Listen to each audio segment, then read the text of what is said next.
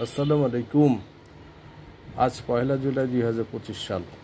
আজকে আমরা আলোচনা করতে যাচ্ছি ফেরেশতাদের পৃথিবীতে যাতায়াত সম্পর্কিত কিছু তথ্যাদি নিয়ে। এই ফেরেশতারা পৃথিবীতে আসে, আমাদের সকলের সঙ্গেই ফেরেশতা আছে। ওনারা কেরামান কাতেবিন, মানে ওনারা লিখে যাচ্ছেন আমাদের সকলের আমল নামে। হিন্দু, বৌদ্ধ, খ্রিস্টান যত মুমিন মুসলমান আছে সবার আমল নামে দুজন ফেরেশতা লিখে যাচ্ছেন। সম্মানিত কেরামান কাতিবিন মানে সম্মানিত লেখকবৃন্দ, এনারা লিখে যাচ্ছেন। তো এই ফেরেশতারা পৃথিবীতে আগমন করেন, আল্লাহর তরফ থেকে নির্দেশনা পেয়ে পৃথিবীতে আসেন, আবার পৃথিবী থেকে চলে যান।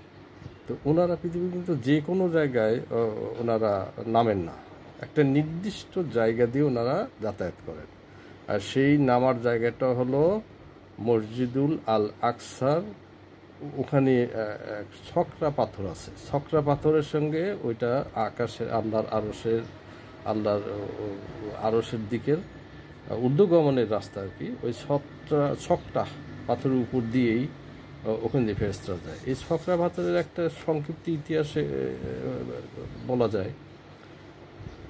হ্যাঁ, সেটা হলো যে হযরত ইসহাক আলাইহিস সালাম ছিলেন, ওনার দুই সন্তান ছিল, আয়েজ আর ইয়াকুব। এই আয়েজ ইয়াকুব দুই সন্তান। তো একদিন ইসহাক আলাইহিস সালাম বয়স হয়ে যাওয়ার সময়, বয়স যখন হয়ে গেছিল বেশি, ওনার শখ হলো উনি নীল গায়ের মাংস খাবে। তো উনি বড় ছেলে আয়েজকে বললো যে, বাবা আমি তো বয়স্ক হয়ে গেছি, তো তুই একটা ওই নীল গাই শিকার করে আইনে আমাকে মাংস খাওয়াতে পারো, আমি তোর জন্য দোয়া করব। তো এই কথা শুনে ওনার মা বললো যে, কি আয়েজের কথা বললো, ইয়াকুবের কথা বললো না, কারণ ইয়াকুবকে আবার আমার মা খুব ভালোবাসতো। তো তখন বললো যে, আচ্ছা বাবা ঠিক আছে। তো এই কথা শুনে ওনার মা ওই ইয়াকুবকে বললো যে, বাবা তুই একটা তোর পালের ছাগল জবাই করে ওই ভুনা করে তোর বাবাকে খেতে দে যা, আর তুই ওই আয়েজের জামা পরে যাবে, যাতে তোর বাবা অন্ধ ছিল আর কি, তোর বাবা দেখলে যেন বুঝতে না পারে যে তুই ওই ইয়াকুব, যা খাওয়াবি তো দোয়া পাবি। তো ওই মায়ের নির্দেশনা যে সে দুটো ছাগল জবাই করে বাবাকে নিয়ে গেছে, বাবা খান মাংস।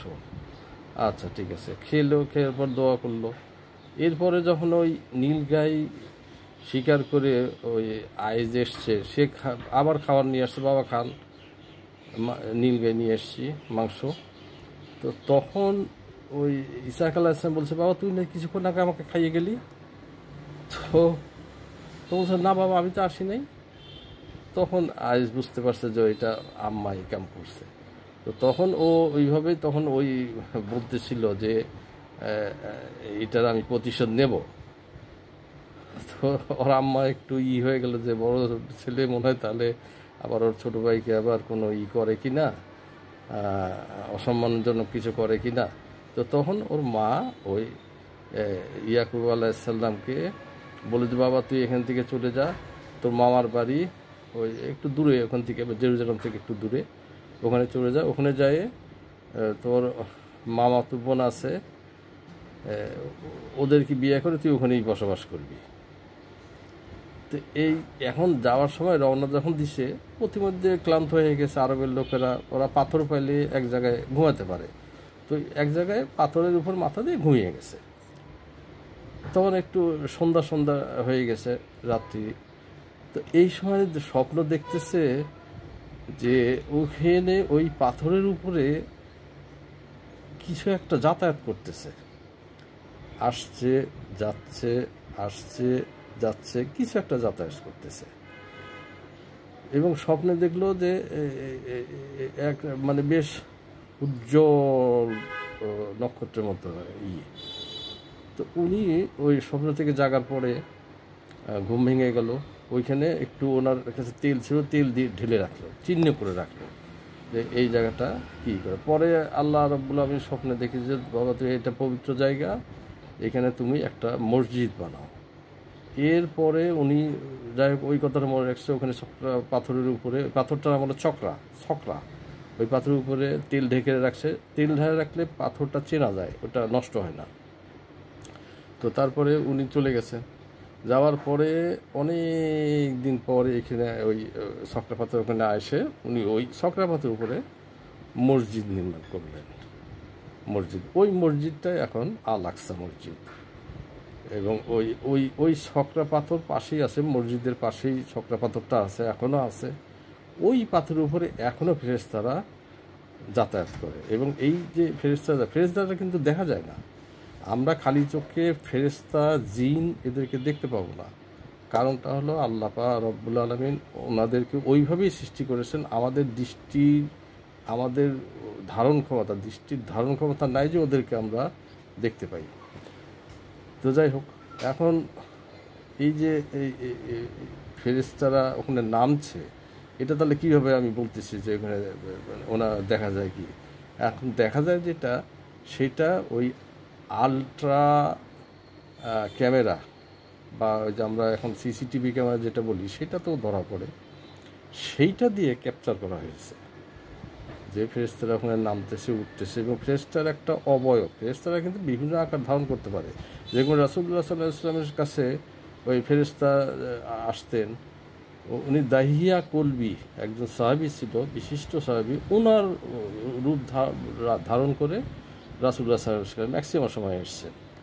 যদিও রাসূলুল্লাহ সাল্লাল্লাহু আলাইহি ওয়াসাল্লাম যখন বললেন যে আমি আপনাকে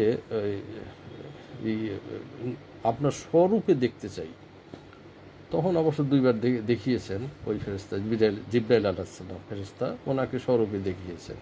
তো যাই হোক, সেটা অন্য পরে আলোচনা করা যাবে।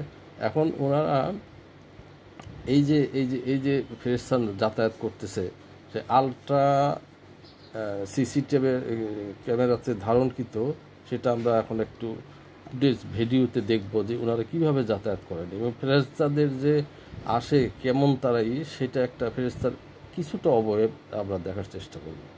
আমরা ভিডিওতে যাই। You can see a light, unlike the ones from flares, descends on the dome of the rock in Jerusalem, and then suddenly, after a short moment, shoots back to the sky. This video has been shown on various news channels, and everyone is talking about it. This news has also created some tension and fear in Israel. To find out